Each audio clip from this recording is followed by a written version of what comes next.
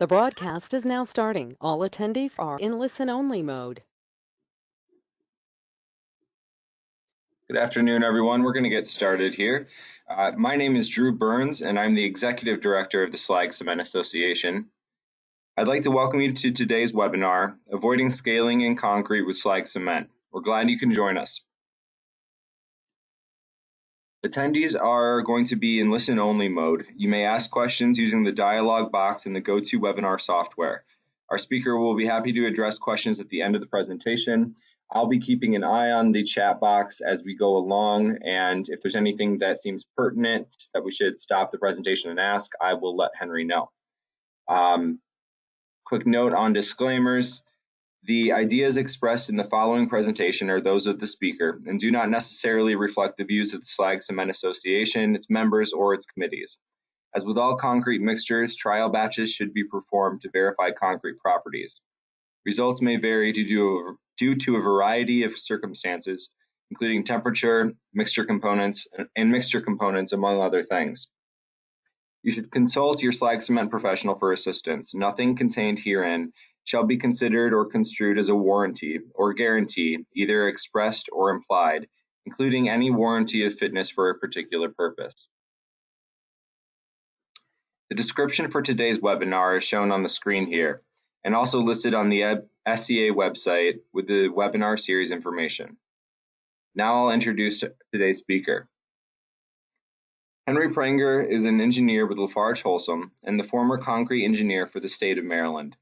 Prenger is a member of several ACI committees and is the chair of the ACI Subcommittee 301D Concrete Mixtures Section 4.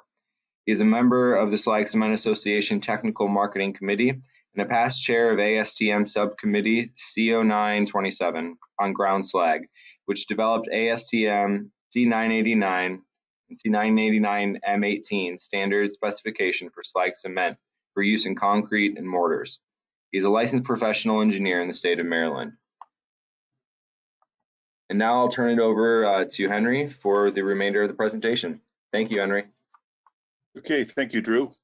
So my job is to try to keep you awake for the next 40 minutes or so. And it's kind of a sexy topic, scaling. So hopefully we can do that. A little difficult with the remote learning thing, which I'm getting used to, and I guess we all are.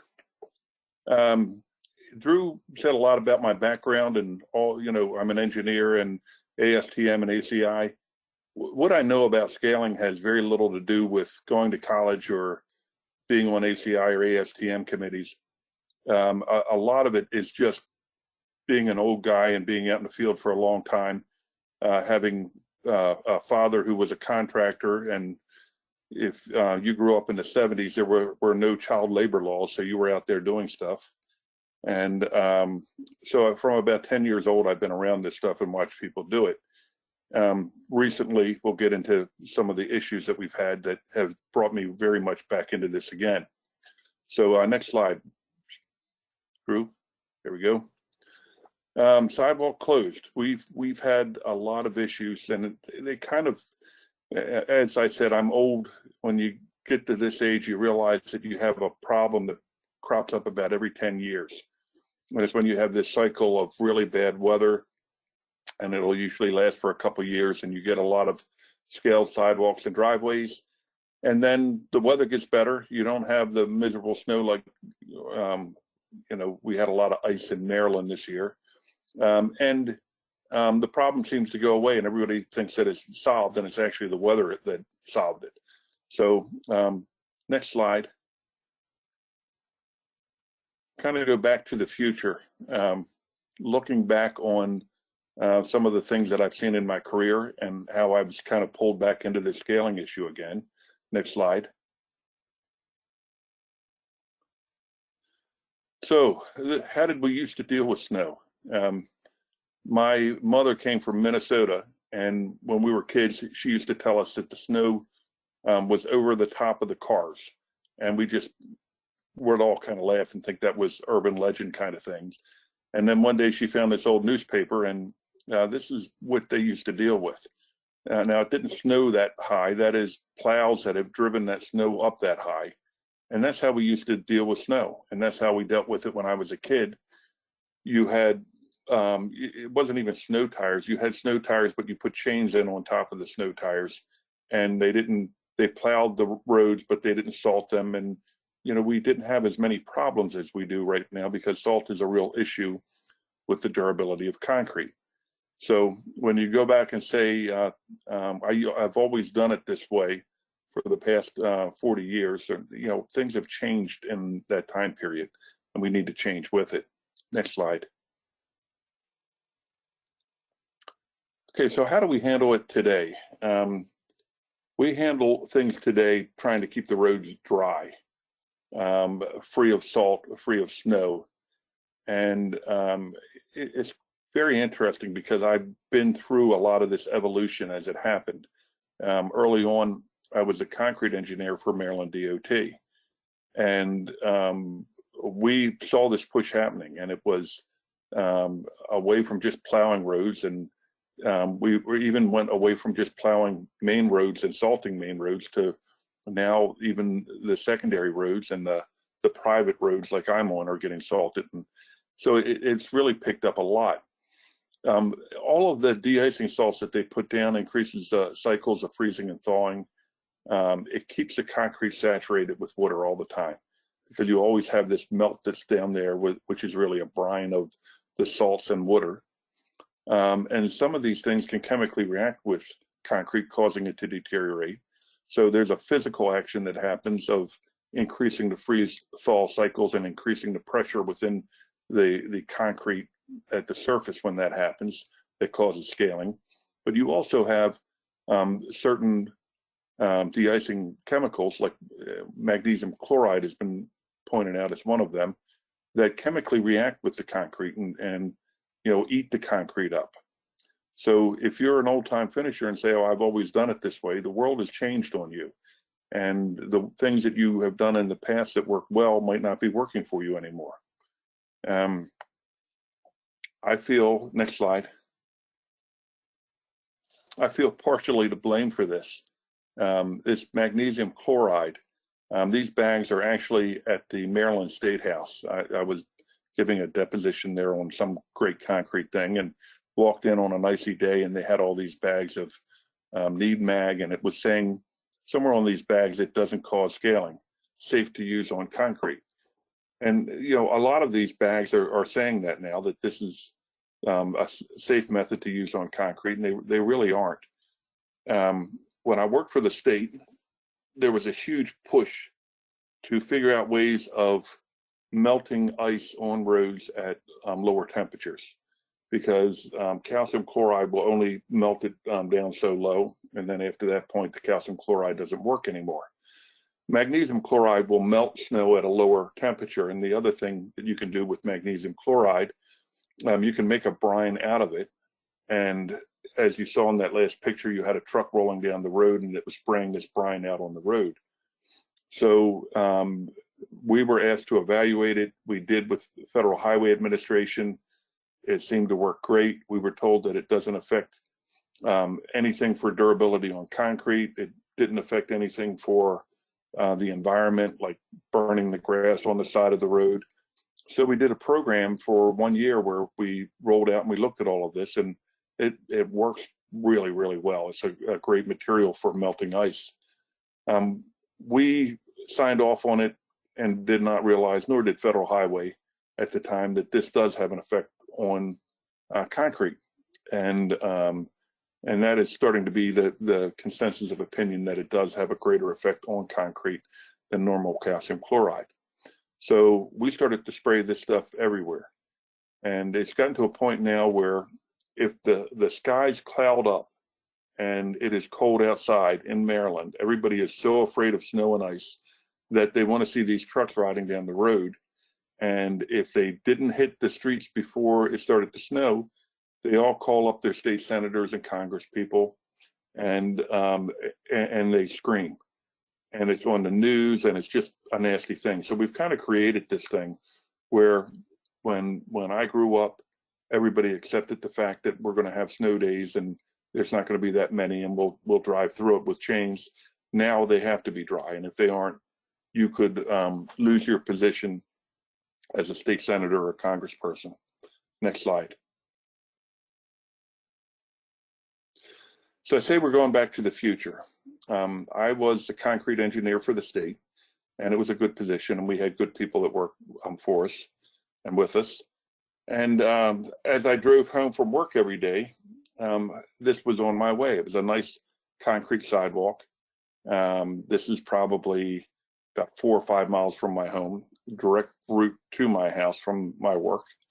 And it was a county job.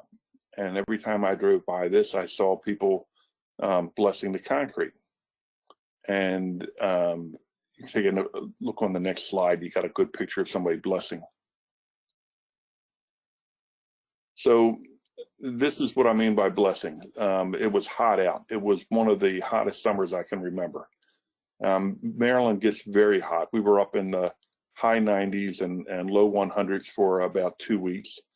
Didn't stop anybody from placing sidewalk concrete. And I guess one of the things that you look at with sidewalk, and I heard this a lot in the state, that's not really important concrete. That's not like it was a bridge. Hardly ever saw an inspector out on a job that dealt with any kind of sidewalk work. It was seen as secondary or even worse than that. And when you did see a guy and they were out there, they were usually the new guy. We had, it was called an ET program, and ET ones were brand new, and they were the ones that got this job. Really didn't know what they were doing or what they were looking at. So as I drove by every day, I'm watching these guys just blessing the living hell out of the concrete. And I'm thinking, this is not going to be good for next year, but it's a county job. It's not a state job. And I don't have any business sticking my nose in it. And so I drove on. So we get to the end of the year, and next slide. We have a really bad winter. And it was one of the worst winters I can ever remember. It wasn't snow, it was freezing rain. It happened almost every day. We ran out of salt. They were dumping everything on the concrete they could dump on it, including in some cases fertilizer. And it was just miserable. So, of course, this sidewalk that I drive by every year, I drove by it, and you could see it flaking up real early on in the spring, about this time of year. And I thought, wow, this is really bad. That's about 2 miles of sidewalk that somebody's going to have to rip out. All in front of, this is a church that it's in front of. It was in front of a bunch of businesses. None of the businesses were happy getting the sidewalks done because it closed their businesses down while we did it. And so then I get a phone call and they said, hey, you need to go out on this job. And I said, well, that's not our job. I checked into it. That's a county job. And they said, well, it has federal highway money in it. And, we have a part of that then. So I walked out on the job. We had one of those meetings that you have in a trailer where everybody's really mad at each other and everybody's blaming everybody else. And I'm sitting there with a couple of old timers who were my mentors.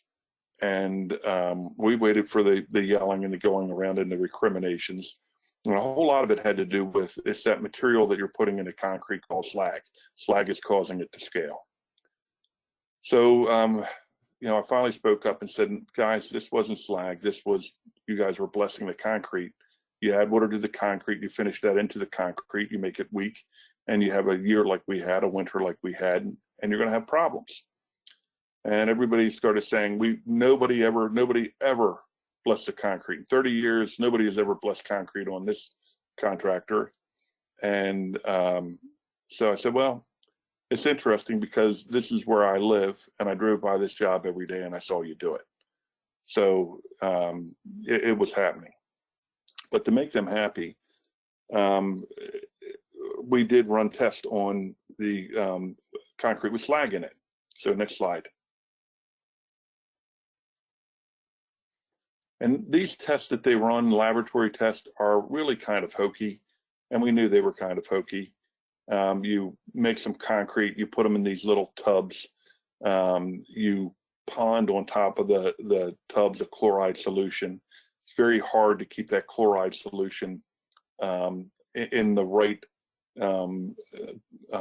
solution of chlorides in there because it keeps on evaporating, you add water, and then you mess the whole thing up, and you have to keep fixing it. So this was all done. We used to do it at the state. This was actually done at CTL. We had a third party do it. And while we were doing this test, we were also looking at other job sites. And on other job sites, we saw some interesting things, like there was one job in particular where there was a 50% slag mix and it hadn't scaled at all. And right next to it, adjacent, there was a straight Portland cement mix, and then the whole surface had scaled off. And a lot of that just had to do with, it was two contracts that ended up butting together, and they were two different finishing contractors on each one. So next slide. We have this kind of in our background. Here's the scaling tests that are going on. This is them being refrigerated. You go through a number of freeze-thaw cycles with it. Next slide. And when you get done, pretty much everything is scaled to some extent. So you do a visual scale rating and you take a look at it and you say, that concrete in that little pot looks like number 3, or a lot of times like number 2, or it's really horrible and it's number 5. And you make that scaling rating. Next slide. So we did all that, and this is what it came up to. And as if you remember, like looking at that last slide, the higher the number, the worse the scaling that you get. And the straight Portland cement mix ended up scaling more. And so I give you this slide with this caveat. This testing is kind of bogus. We knew it going into it, but we had to run it anyway. A lot of people will talk about the salt scaling test. And so it's important for you to take a look at some of these, and we've run a number of them, and I've run them since. And the slag always does pretty good. It does about as good as Portland cement. A lot of times it does better. I would never say, based on all my experience, that slag does better than Portland cement in scaling. But there we ran the test and we saw it. The true cause of all of this was this finishing problem, and that's what we got back to in the end, and we worked the settlement out. So the next slide. So I had to look at this concrete for about 25 years. And I always felt bad when I was driving through, because I guess with age comes some wisdom. And I just felt I should have stepped in somehow while this was going on to stop all of this bad thing happening. It was a very easy fix, just to tell them, you know, the finishers needed to lay off the water on top of the slab, and I think their problem would have went away. One day I'm driving by and they were ripping the concrete up, and I thought, good, I don't have to look at this anymore. I hope they put it in good, and then we don't have to worry about this anymore, and I'll feel better myself driving down this road. So as I'm thinking this, you can take a look. This is not a problem with my camera. This was a big rainstorm coming on. And it wasn't just a rainstorm. It looked like, you know, the Wizard of Oz kind of thing. There were really dark, nasty clouds that were just rolling in, and the wind was picking up horrible. Next slide. And I go down the street and I see these guys are placing concrete, and they're finishing concrete. And if you can see that, they're pretty early in the finishing process on that concrete. And as they're doing this, you've got a rainstorm of historic proportions ready to roll in on top of them and drop rain all on top of this. So I have no authority at all anymore. I'm just a guy that works in the industry, but I stopped by and said, guys, what are you doing? And they said, nah, it's no problem. We've got plastic. We'll cover it up.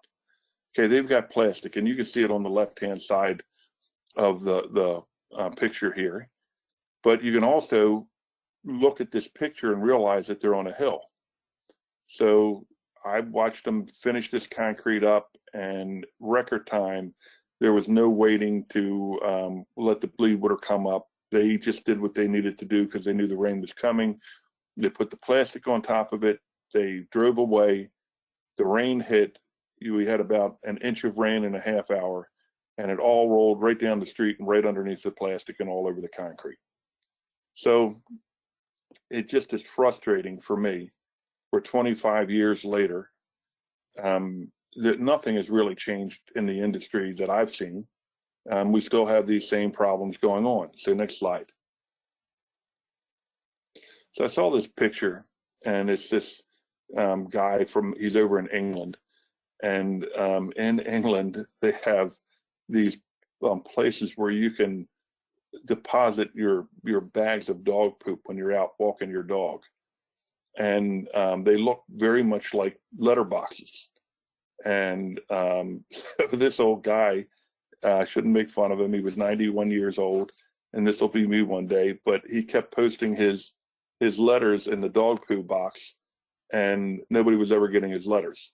But he never stopped doing it and never questioned, why isn't this working out for me? And I just thought this is kind of the same as where we are. I guess there's some analogy there to dog poo, but we keep doing the same bad things over and over and over again. And everybody keeps scratching their head saying, you know, why isn't this working? So next slide. Kind of with all of this in mind, we had a number of years, and it's about 7-8 years ago it started off. And it's like I said, you're on a 10-year cycle where you just get a cycle of bad storms that come in. We had freezing rain, and we had snow, and we had everything else hit us. And sure enough, all these sidewalks started to pop up. And, you know, these things that everybody think of as minor structures that don't really need a whole lot of inspection to them or a lot of work done to them, they cost millions of dollars. So in 1 year alone, just with the people that I was involved with, we went well over $7 million in sidewalks. The one sidewalk, one down in Virginia, they had ripped it out every year and replaced it every year. And the state engineer for Virginia told me, yeah, we know it's some bad finishing practices that are going on, but we can't afford to put an inspector on the job because they're such small jobs, you know. And it's kind of a frustrating thing because, of course, you can't afford to do that. Completely understand where he's at because I used to work for a state, but you can't afford to rip the concrete out every year. So this was all happening, and there were everybody in all the government agencies in Maryland, in Delaware, in Pennsylvania, in Virginia, Washington, D.C., all of them were upset.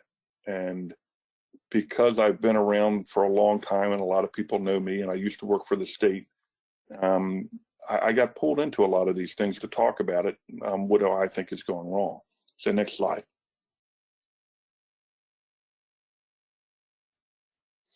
So we had a meeting at Delaware DOT, and this is the front of a DOT building. And you can take a look at the amount of scaling that they have there. This is not making fun of Delaware DOT. And as you'll hear as I go along, I have tremendous admiration for them. I can go in front of almost any DOT building and find problems. And in fact, when I started to do work on scaling for some of these guys, I went out to take a look at, get some good scaling pictures. You can walk out your door and within about 15 minutes get your camera loaded with scaling pictures because it's everywhere. And it's a huge issue. So we're having a meeting in here. There's a lot of people in here. Delaware has a really good facility to give these presentations. Federal Highway guy was there, really good guy. And we're all talking about what's going on. I get up and give my presentation. And I guess I just was frustrated. And next slide. So this is me. I got to the end of this. I looked around the room. I saw all these people that I have been talking to for several years about what we should be doing. Nothing has changed. And I just kind of went maybe out of character and off my presentation. And I just started looking at these guys and said, what are you all doing? I'm sick and tired of this. Somebody do something about this. There are, you know, are basic things that we all know we should be doing that we're not doing. And somebody needs to step up and do this. And I looked at the guy from Federal Highway and I said, you know, you've been in every one of these meetings and this is your money. Why don't you stop this? It can be stopped. So I felt much better. You know, I got a lot off my chest. And then I finished my presentation and I walked out of the room. They called a break, and about 10 people came after me. And I was very brave talking to everybody up there, when I had the podium in front of me. And all of a sudden they're going to attack me one by one. And I thought that was probably a dumb idea. But they were not there to attack me. What they were saying is, we agree. We can't keep doing this. We can't keep spending this money. We need to have a group that is formed that looks into why this is happening and tries to figure out how to keep it from happening. So the group that was formed ended up being me. And I did recruit some people from industry to help me out. A guy named Kevin Clisham from Vulcan and a guy named Jack Hoy from Swope and Associates were especially helpful in all of this. But I took about 2 years, and every sidewalk job that I could find, I called every concrete producer that I could find and said, when you have sidewalk being placed, call me up. I want to look at it. I have preconceived ideas about what's happening, but I want to find out what the truth is. So for 2 years, every time I got a call, when I could fit it in my schedule, I went out there and I looked. And I saw a lot of things that were being done wrong, and being done wrong on almost every job that I looked at, several different contractors. I also had contractors talking to me themselves, owners, and saying, we need to stop this. We can't keep spending this money. This is crazy that I have to keep ripping concrete out and putting it back in again. So next slide. Some of the real world problems that I discovered while I was out there that aren't earth shattering. And probably everybody sitting on this call is going to say, yeah, we already knew this, but it had to be done. I had to look at this to actually say, yeah, I saw it with my own eyes. I've got pictures. I've got the evidence. Next slide. All right. Next slide after this. So one of the problems that we have is this problem with contractors. And as I said, I grew up in a family of contractors. Most of my family still falls on that side of the fence, and they're placing or finishing concrete somehow. That picture of the guy that's in the middle, that's screeding and pulling all that concrete back, that's actually me. And today I can't imagine being in that kind of shape again to do that. But yeah, I know where the contractors are coming from because I talk to them all. And one of the things that they say is, well, we've been doing this forever. We've been doing this standard answer for 30 years. And we've never had this problem before. So why are we having this problem now? This isn't our fault. There's something that changed in the material. Next slide. And the answer to them is, yeah, there is something that has changed in the material, and it's something that is changed for good. And we need to get used to it. We need to figure out how to work with the new material. And the other thing I found is that these guys are not their fathers, because I grew up in the business with their fathers and a lot of times with their grandfathers. And a lot of these guys, when I was growing up in my area, they were mostly Italians. There are some places you go to where a lot of Portuguese were finishers, but it seemed to be that kind of came over from the old world and had a real good understanding of how to finish concrete, and that's what they did. A lot of bad practices have crept in over the years. And a lot of those bad practices have to do with trying to pour more concrete in a day to make more money. And that shouldn't come as a shock to anybody. That's where we are in everything that we do in the world. But a lot of the bad things that are happening is trying to make it go quick on a material that doesn't always want to go quick. And this concrete has changed. Next slide. So one of the things that's changed with it is we put a lot of other materials in it. We have slag, we have fly ash, in addition to Portland cement. Not so much silica fume on a driveway or a sidewalk, but we have these other materials and they change it. We have all kinds of admixtures that we put in there. that we didn't put in before, and they have changed concrete. Next slide. So one of the things that I hear is that you're changing all this stuff to make it cheaper. And that is not the case. Of course, everybody is going to make the most inexpensive product of whatever product they make to try to be as competitive as they can be.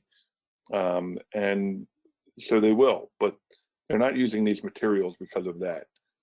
What you're looking at there is a sidewalk, and that sidewalk has ASR. ASR is alkali silica reaction. It's a reaction when the alkalis that are in Portland cement, and there's a high amount in Portland cement, they react with certain aggregates, the silica in certain aggregates. And when they react, they cause a swelling in the concrete. It's a gel.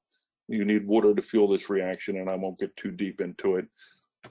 End game, it causes the concrete to crack up. This all was discovered in 1945, early 40s, I guess, early to mid, out in California. We've known about it forever, but nobody really recognized the extent of the problem until probably the late 80s, mid to late 80s. And then everybody started looking around, and there was cracked up concrete everywhere. And they found out that if you put things like slag or fly ash in the concrete, it can keep this from occurring. So the state started to say you have to put it in there. That's one thing that's happened more recently for environmental concerns, because these materials don't give off as much SO2 or CO2. People are using it more for environmental concerns. So the amount of these materials going in concrete has increased. Next slide. But with these materials and the good things that they do to concrete, one of the things that it affects in concrete is the set time. And it will slow the set time of concrete down. And that change is not significant when it's 100 degrees.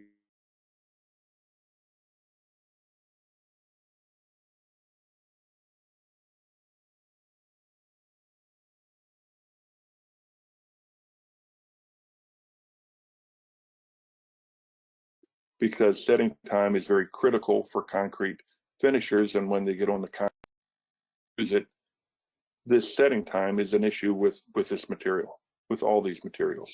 Next slide. So people look at this and they say, well, it's made it more difficult, and so slag and fly ash are causing the scaling. Well, it really isn't. It's the finishing that causes scaling, the timing. And my job used to take me all through North America, and I got to fly around and do this everywhere. And one of the things that I found, there was as much scaling going on in areas that had no slag or no fly ash as there was where you had an abundance of it. This is up in Montreal. That man is a very good friend, Yves Lapalme. Yves a very sharp engineer, was a very sharp engineer. He has passed along. But one of the nicest, funniest guys you ever want to meet. We were out here on this job site, and one of the things they did on this job, they used a steel trowel, and you could still see burn marks in it, and it had all popped up, something you shouldn't be doing. And I told this to Yves. The guy spoke French. Yves translated to the guy. The guy got very animated and said something back to Yves. And I said, what did he just say? And Yves said, he told me he's been doing this for 30 years and he's never had this problem before. So you hear that and you see this in areas where there is no slag. Next slide. This is a guy who was in one of my courses, really good guy, very sharp, actually a tremendous finisher, but a bit of a comedian, because I told him all the things not to do. And the next day he showed up with an example of everything that he was, you shouldn't do. So he has a rake that has the prong sitting out, which you shouldn't move concrete around with. You should have flat-headed tools. And he has the brush in his hand for blessing the concrete. And he also has a steel trowel in his hand. And he said, I want you to take my picture as an example of what not to do.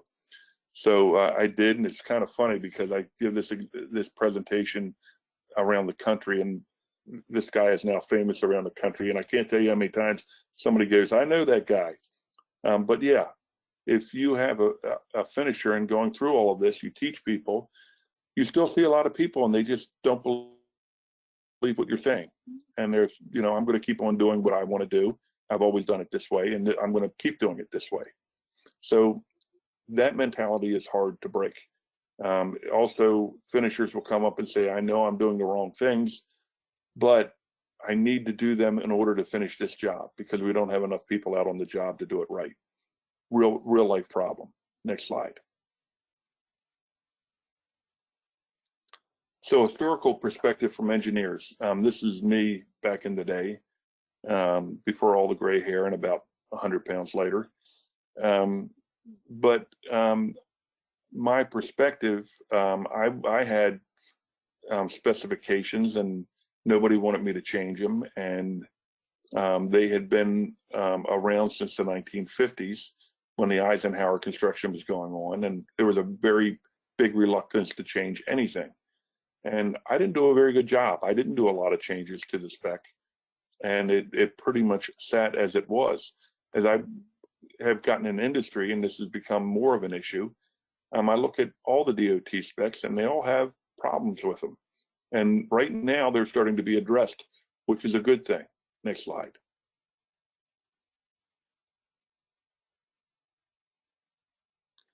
But I do run into this thing, and I run into it with people who do not want to change. And it's engineers that say, this is what we've always had, and this is what we're always going to have. This is a finisher problem. This is not a mixed design problem or anything on our side. And you need to tell the finishers what to do right. The truth is, everybody has to do what's right. This isn't a finisher alone problem. This is a mixed design problem also, as we'll talk about. Next slide. So the scaling issue, is this something that we can work with? We know what causes it. It's de-icing chemicals, the freeze-thaw action, poor mix designs, a lack of air in the concrete, poor finishing, and very poor curing of the concrete. We know all these things. These are nothing I discovered new. Next slide. But if you're a finisher and you say, this isn't my fault, these are the new materials and it's going to scale, then, sell your finishing tools and go work for the asphalt industry. If you want to keep being a concrete finisher, if you want to be a contractor, if you don't want to go back out and rip concrete out and replace it and lose a whole bunch of money, then make some changes, because in most cases you can prevent scaling. In all cases, if you do the right things with your mix design, you have air in the concrete, you cure properly, and you do all that, you'll be good. You can have extreme weather or early aggressive use of de-icing salts and all those other things. They can cause you some problems, but most of the time, the vast majority of the time, you're going to be okay. Next slide. So I told all this stuff to Federal Highway Administration and to the state highway administrations, and there was some reluctance to actually believe everything that I said, because I think I pointed to some of the things that were being done to the mixes, to the design, and it wasn't all agreed to. They just wanted it to be, this is a finisher problem alone. Well, it isn't, and we pointed to all of that. So they said, okay, you design the mixes, you talk to the finishers and tell them how to finish, and we'll give you a test sidewalk that's already scaled, and we're going to rip it apart on a major road where they heavily salt it. And we did this field trial, and the field trial was done with 15-25% fly ash, 25, 35, 50% slag, and also straight Portland cement. And the difference was that the cement factor was probably 50 pounds more than what they were used to using. The water cement ratio went from 0.50 down to 0.45. And all the finishers did roughly what they were supposed to do. Even with all the warnings, I still had to yell at people because they wanted to bless the concrete. And I also had to adjust the air in several of the trucks because the air came out low on several of the trucks. So we did what was right. Next slide. Okay, that year, well, the night after we placed it, we had a freeze cycle, enough that I had left cylinders out in a bucket of water, and the bucket of water was freezing. There was ice on top of it. And that year we had the biggest blizzard we've ever had. It was about 3 feet of snow. And you can see on the sidewalk, the dark patches there. That's where the snow was. That's where all the salt was gathered. I was very reluctant to go back out on the sidewalk and actually look at it. And I went out and there was no scaling. And I was, very pleasantly surprised. I got down on my hands and knees and scraped it, trying to find some place that was weak, and did not find anything. So next year, oh, wait a minute, hold on to that one. Yeah, next slide, please.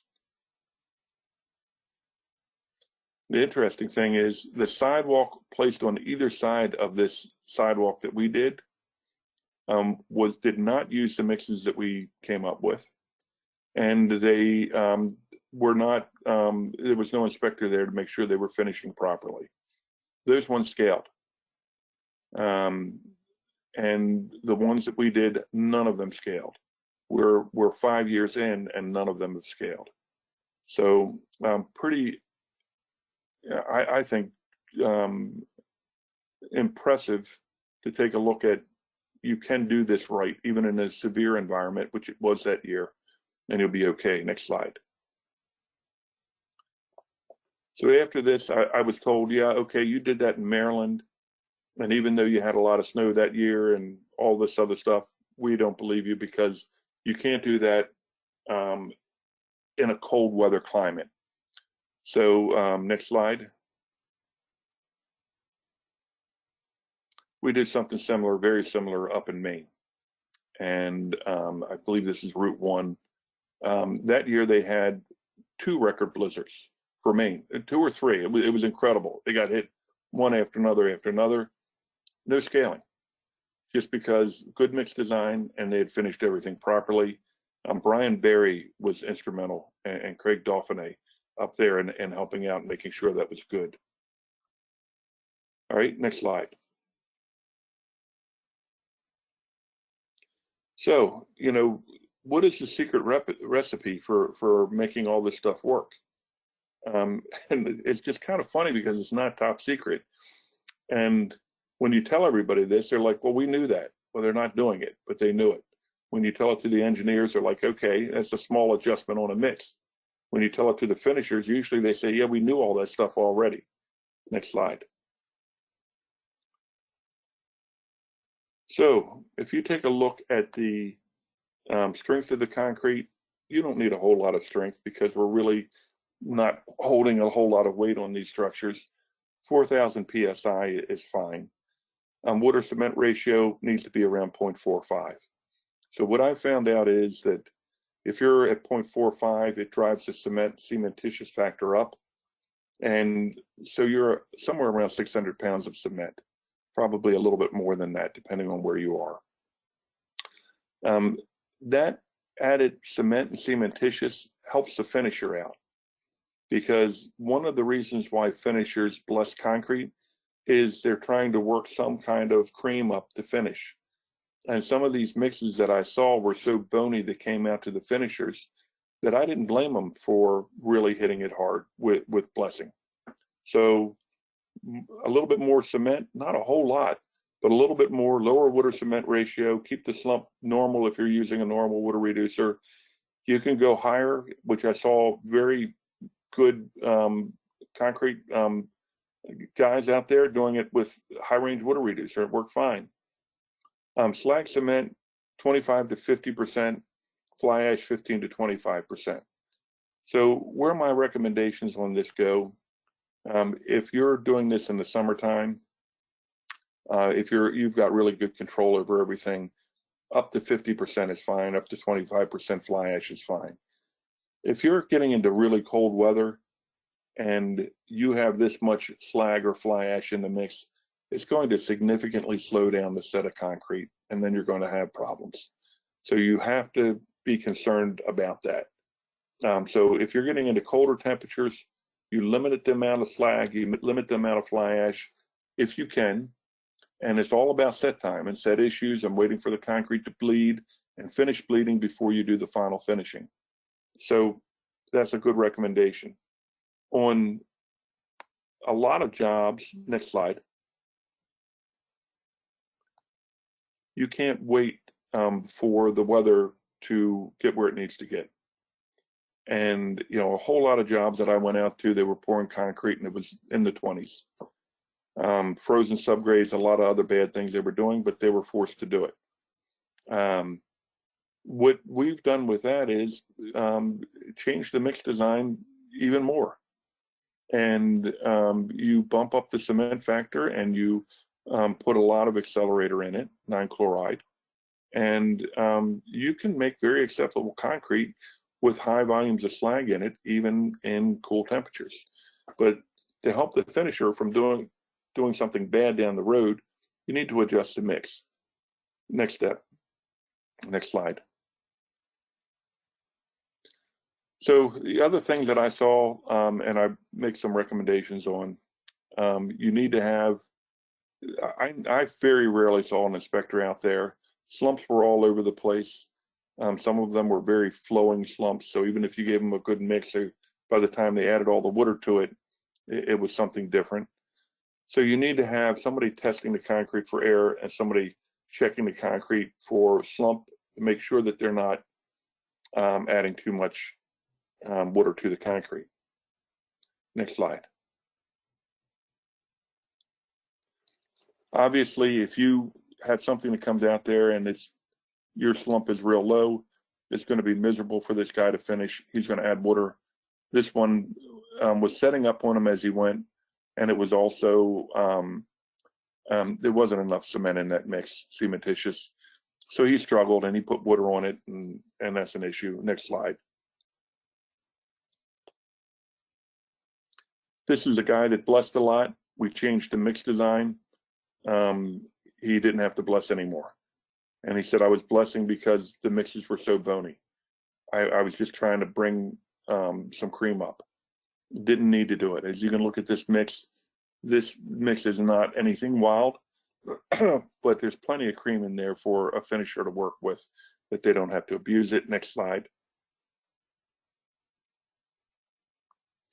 One of the better finishers in my state, a bunch of old guys like me, they don't want to pull concrete anymore. They pour it loose, but they do it with a high range water reducer, and it's very effective for them. Next slide. Air entrainment, super important. Hardly ever tested out in the field for sidewalks. It is a major cause of scaling if you don't get it right. So it should be tested. It needs to be in the concrete. And as you all know, air in the concrete, these are relief valves. As the water freezes, it expands until you can see on the right, you see the bottle cracking. If you have all these little bubbles in the concrete, it gives room for this water to expand into. All right, so I'm going to go through the next part pretty quick because these are real simple concepts. Next one. So you're placing and screeding the concrete. Hey, Henry, really quickly, we do have a question asking your thoughts on using a screed. So this would be perfect to address that. Okay, what was the question exactly? It literally says your thoughts on using a screed, question mark. Okay. So when you're screeding the concrete, one of the things that I saw, these guys are using a 2x4. If you ever go to Lowe's and try to find a straight 2x4, it's almost impossible. So if you can get one, that's great. If you don't get it straight and true, you're going to do a lot of work on the back end trying to straighten out the dips that you have in the concrete. The other thing is, I've pulled a lot of concrete in my time. If you have a 2, 3, 4 inch slump, that's hard to pull. You want to get it up to the highest that you can get that's allowable by the specification. but you don't want to go crazy with it either. So if you're at a 5 or a 6 and that's allowable, you can pull that concrete every day. I've got a job next week where the contractor, it is actually a test pour that we're doing, and I told him it was going to come at a 5 or a 6, and he said, well, I'll juice that up to an 8 so my men can move it. No, you can't. You really can't do that. Not unless you design the mix with high range water reducer. You know, I wasn't the strongest guy. I'm a big guy, but I wasn't the strongest by any means. I could pull all that concrete all day long, and I was okay back in the day at my age, right? So I get frustrated when the truck pulls up and before they pour any concrete out, they're saying put 30 gallons in it. If you have a good mix and you're at 5 or 6 inches, you should be able to pull that all day long. Or the guys that are at that age, the right age and the right condition, should be doing it. Somebody my age doesn't want to do it anymore. So easy to do. If you're moving that concrete, flat-headed shovels and things like that, come alongs. And so that's it. Next slide. I think we'll have a couple of minutes when this is all done, if I do it right, that we can talk a little bit too. So after screeding, you can see it. You're just looking for that straight and level. You're not finishing the concrete with the screed. Next slide. You come back in and you bull float it, and you do the minimal amount of work that you can do bull floating. All you want to do is push the stones down into the concrete, bringing a little bit of mortar up on the top, but you don't overdo this. Keep that float as level as you can to the concrete, only slightly tilted, because if you get it up on edge, you start to consolidate the surface of the concrete, which you don't want to do at this stage. Next slide. Don't bless the concrete. This is where I start the blessing begin, and it's just crazy. Next slide. When you start blessing, you start looking at stuff like this happening to the concrete. And you took a concrete with a 0.45 water cement ratio, you dumped that water in it, you finished it into the surface, and now that water cement ratio is around a 0.7. Very, very weak surface. Next slide. After you floated, it looks something like this. Next slide. Then you have to rest, because at this point you have excess water in the concrete that is bleeding to the top, and you can do one of two things. You can finish that bleed water in, or you can tighten the surface of the concrete up so that the bleed water can't make it through, and it'll form a weak plane right below the surface of the concrete, and everything will pop up the next year. I love finishers. I love my industry, and one of the things that I love about these guys, they don't want to stop working. And they get very anxious staring at concrete, like we need to go, we need to go, we need to move. Very hard to keep them off of the plastic concrete. Next slide. So that's, you know, this guy did something bad to the mob, I guess.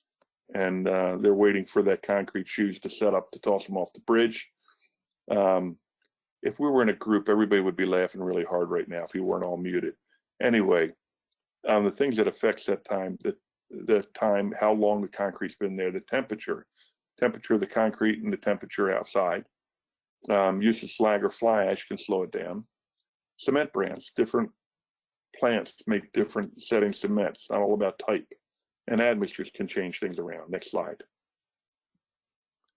But we're waiting for this bleed water to come off because you can't finish it into the concrete, so you need to wait. Next slide. Sometimes you won't see the bleed water, but it's still plastic. If it's a dry, windy day, that bleed water is evaporating almost the minute it hits the surface, but you still can't jump on that because it's still coming up. At that time, you want to use like an evaporation retarder to help yourself out. An evaporation retarder just puts a very thin layer of water on top of the concrete that you don't finish into the concrete. It shouldn't be used as a finishing aid, but it'll protect the concrete and dissipate in time for you to get on and do the final finishing. Next slide. Different methods of figuring out, is it tight enough for me to finish? If you are pressing down on it with your foot, with your thumb, with your fingers, and you get barely any movement down and no horizontal movement, you're doing good.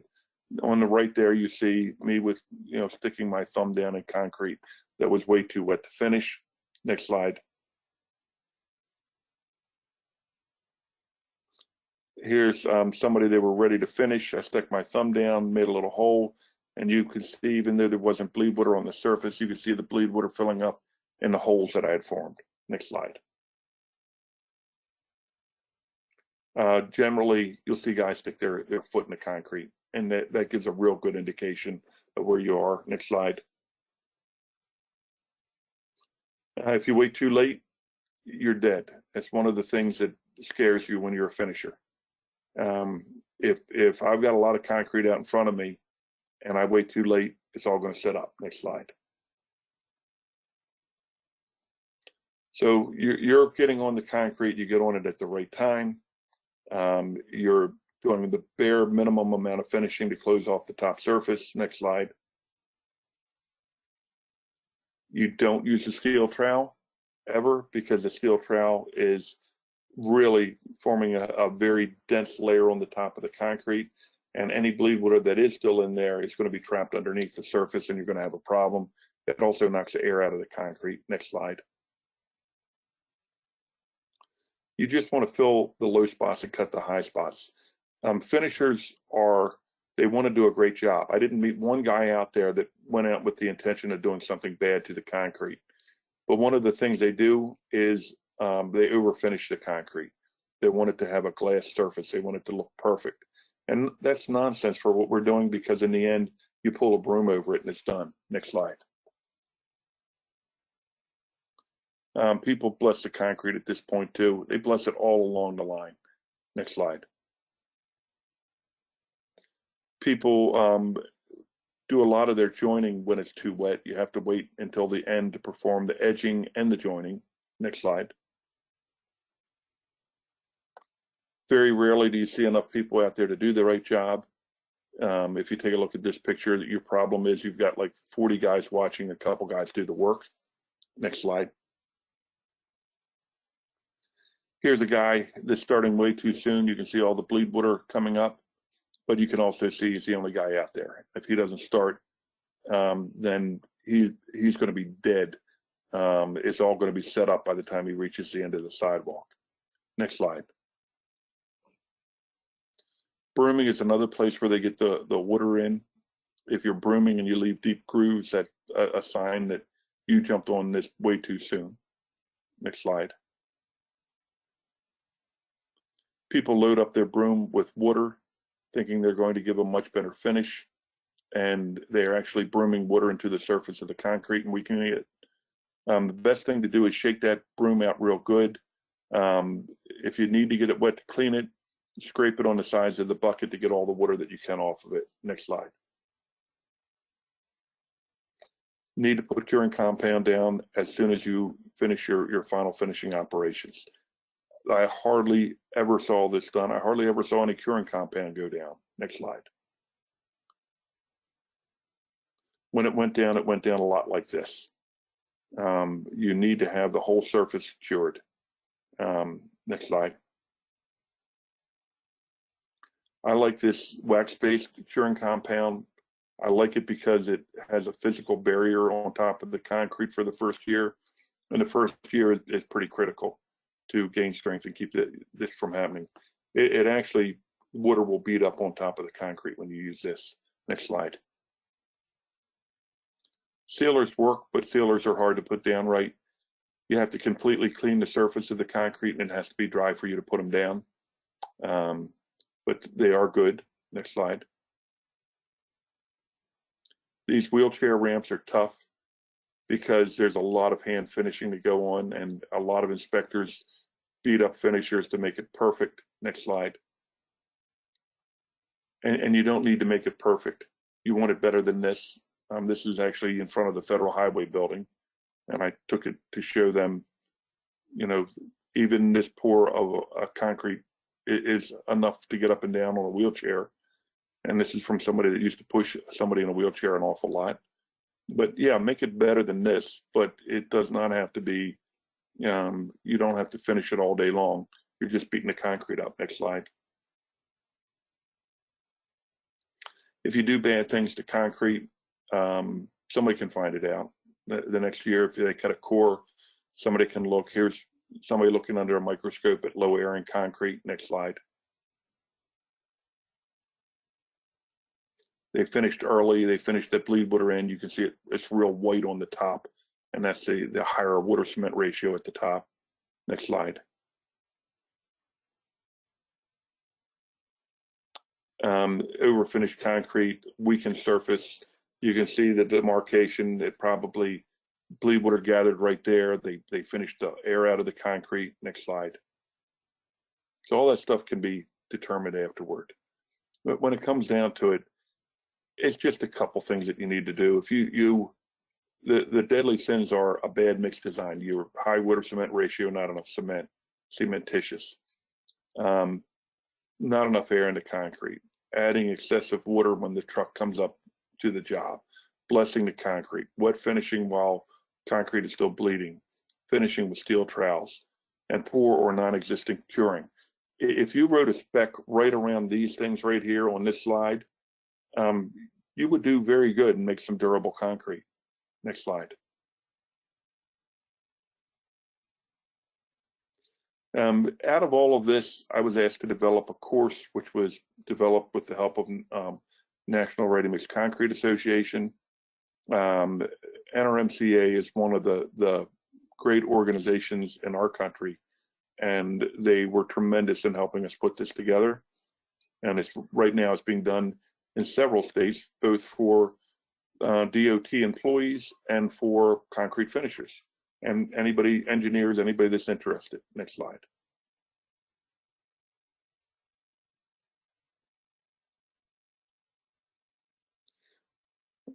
Back us up one there, Drew.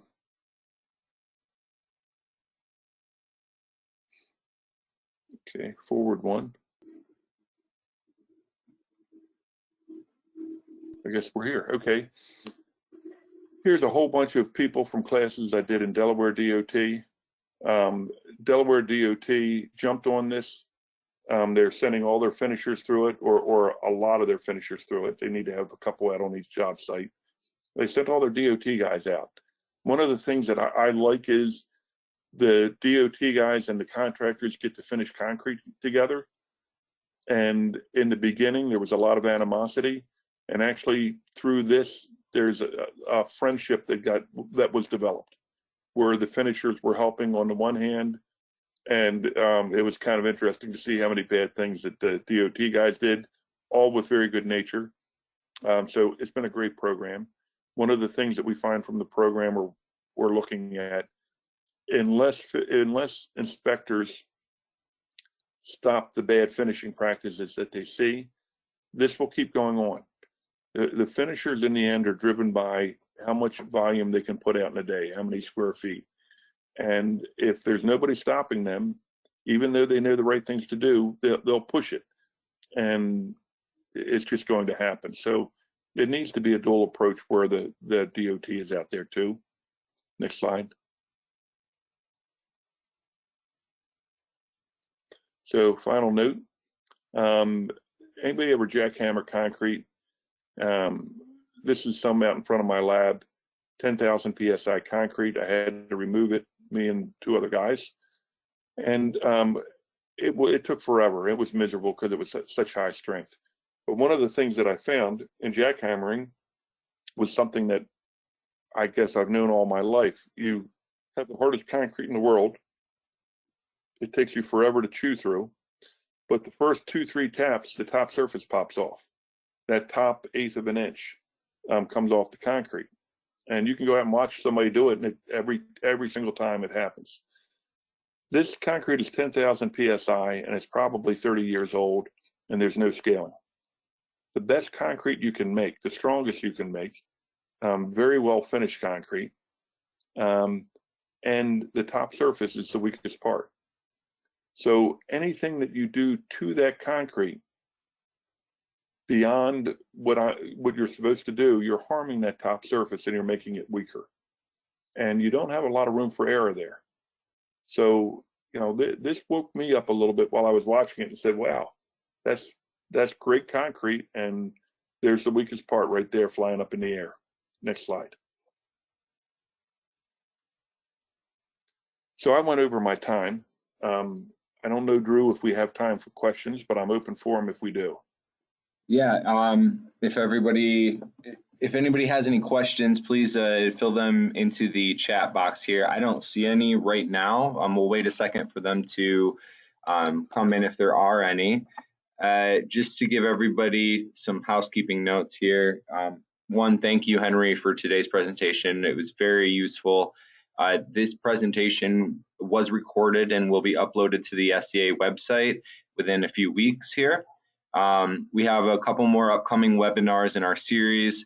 We have geotechnical applications with slag cement on March 18th.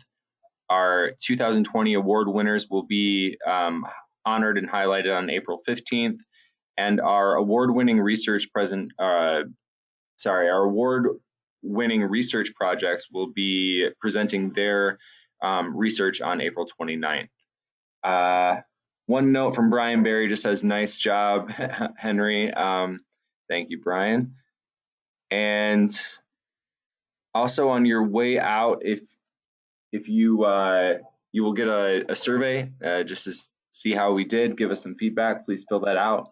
If you haven't visited the SCA website already, please go there, slagcement.org. You'll find over almost 30 technical information sheets on slag cement use, our new product category rules for slag cement and developing EPDs, our current EPD, and the LCA calculator that's free to download. Do not see any other questions that have come in. If I could just throw one then. Sure. There is NRMCA has this as a program now. It is for finishers and for engineers and for DOT personnel and anybody inspecting concrete. I think it's a very good program, and it is made for finishers. A lot of programs are written by engineers, and engineers can't talk like normal people do or write like normal people do. So this was meant to put engineering speak in English, and I think it's a good job with it. So I would encourage anybody that's interested. It is a lifetime certification from NRMCA, and it's well worth going through. Yeah, I think you mentioned this earlier, Henry, but we are seeing other state DOTs look at this certification program and implementing it, as well as others similar to what Henry's done with NRMCA. If you have any questions, please feel free to reach out to myself. I can forward them on to Henry and our technical group if you have them. And with that, I think we will close up shop for the day. Thank you, everybody, for attending. And thank you, Henry. Yeah, thank you, Drew. Thanks, everybody. Have a good day.